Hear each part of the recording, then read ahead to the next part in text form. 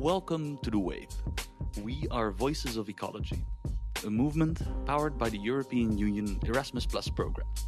WAVE brings youth voices to the forefront, from real-life interviews with youth in the eco-village movement to exploring degrowth and youth perspectives on intergenerational fairness. We're a multi-host podcast where each episode is unique and is hosted by a different WAVE participant. With a rotating format, a diversity of voices, perspectives, and passions, WAVE brings them all to the mic. Join us as we dive into bold conversations, share inspiring stories, and explore how we can all live more sustainably.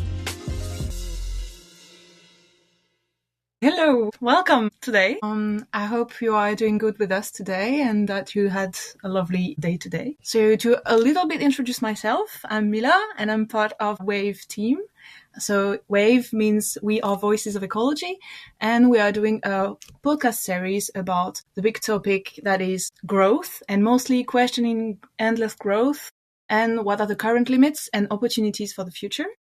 Thank you so much, Magalí, to be with us today on our third episode about the topic of beyond growth. Thank you, Mila, and thank you, the WAVE team. It's a pleasure to be here with you today. Thank you so much. So to introduce yourself a little, and please feel free to correct me if I have something wrong. I hope not. So you are Dr. Magalí. Please correct me for the pronunciation. Magalí, right? Yeah, perfect. Yes, Magalí Brosio. And you are a feminist scholar and economist whose work sits at the fascinating intersection of human rights, gender, international development.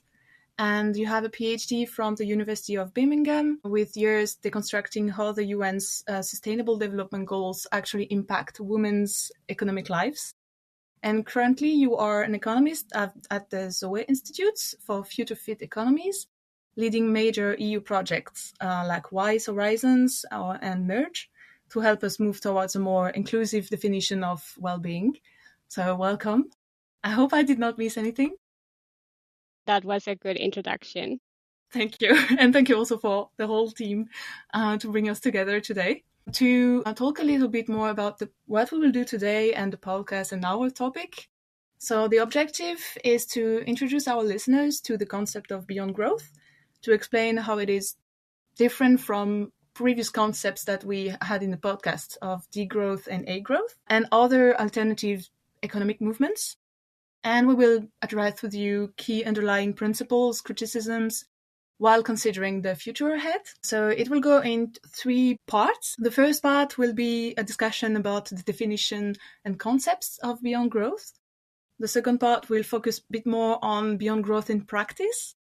And the third part would be about challenges about the future and how we listeners and we podcasters can act. I hope it is good for you. Yeah, sounds amazing. Looking forward to this conversation. Perfect. So now we'll go into the meat of the topics.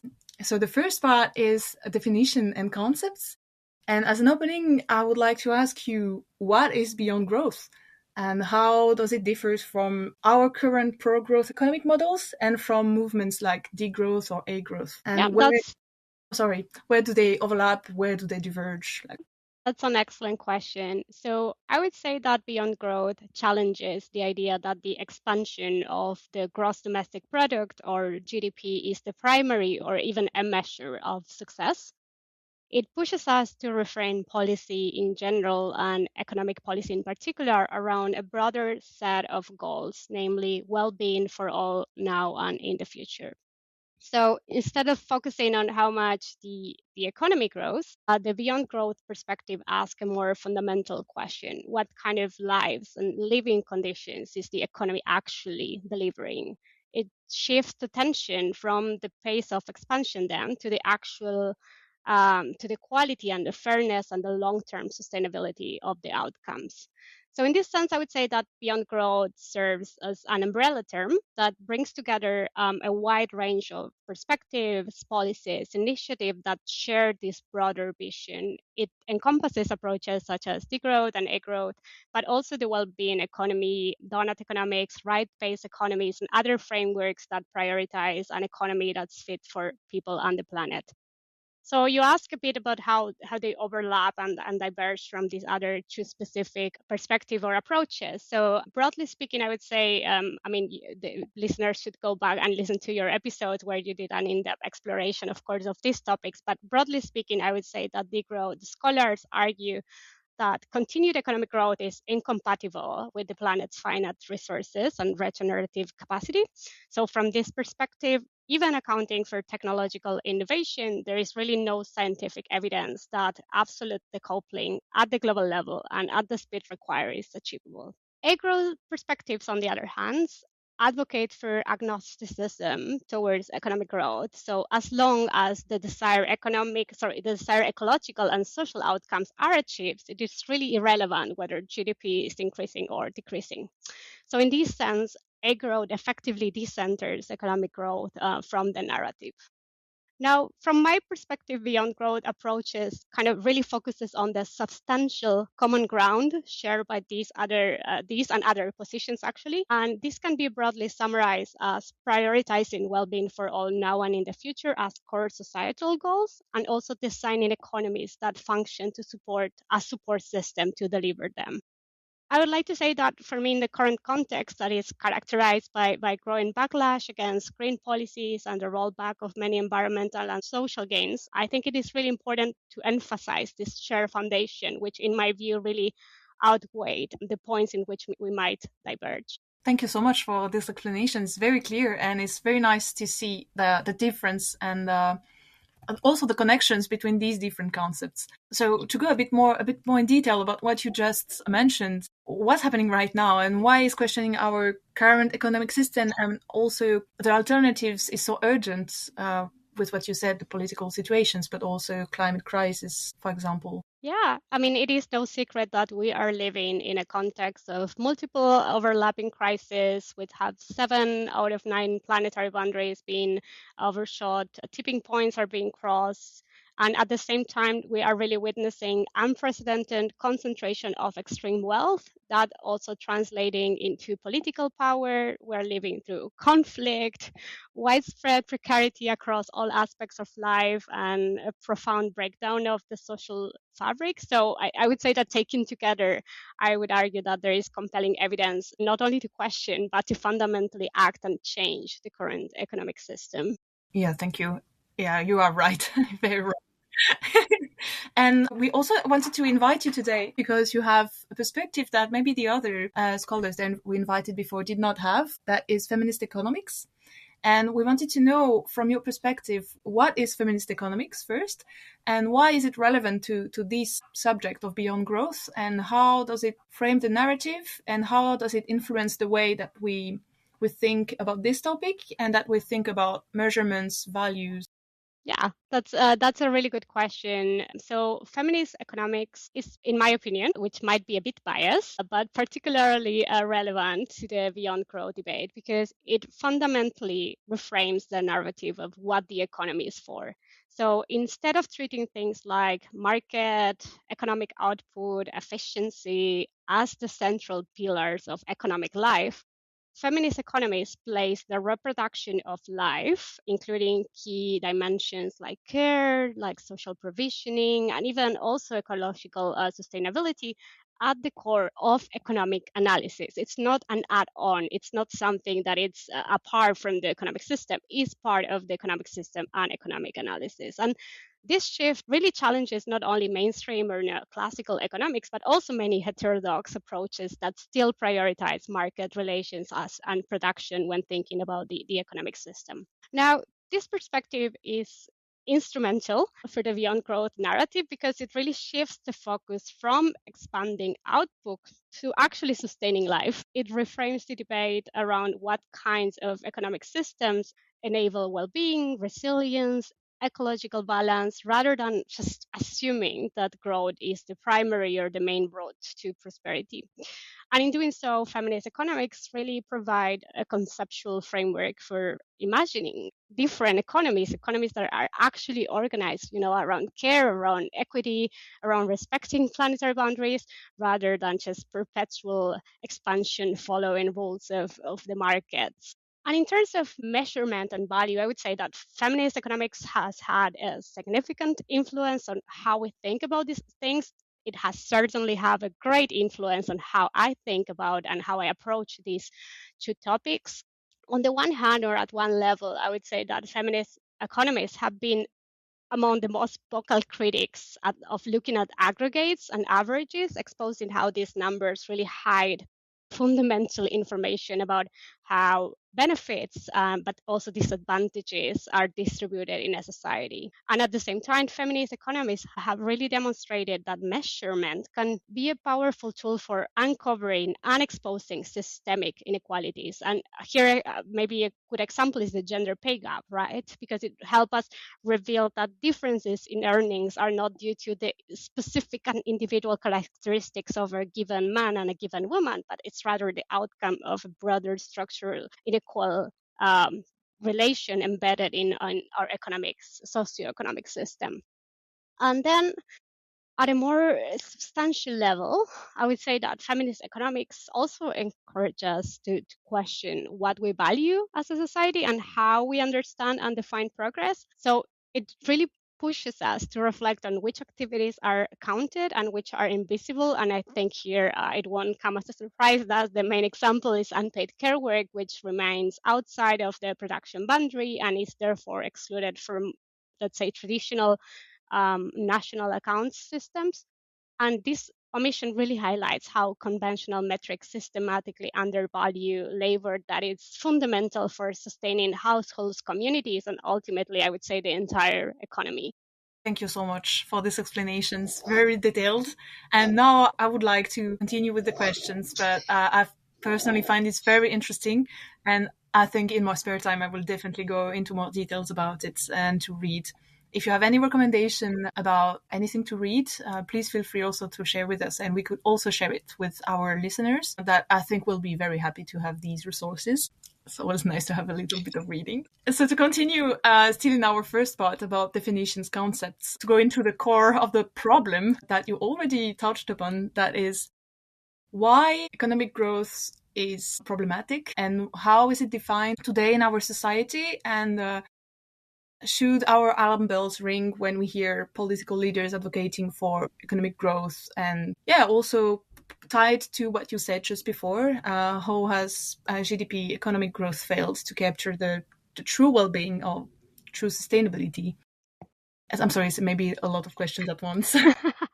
Well, let's try to break them down and see if we can address some of those. So why is endless economic growth problematic? I mean, I did mention before some of the planetary boundaries being overshot, and I think that what we are witnessing is really unsustainable conditions of productions that ultimately also do not lead to an improved well-being of the population. So that is on the one hand. But what I find really important or compelling in my specific area of growth is kind of this ongoing question of is economic growth desirable?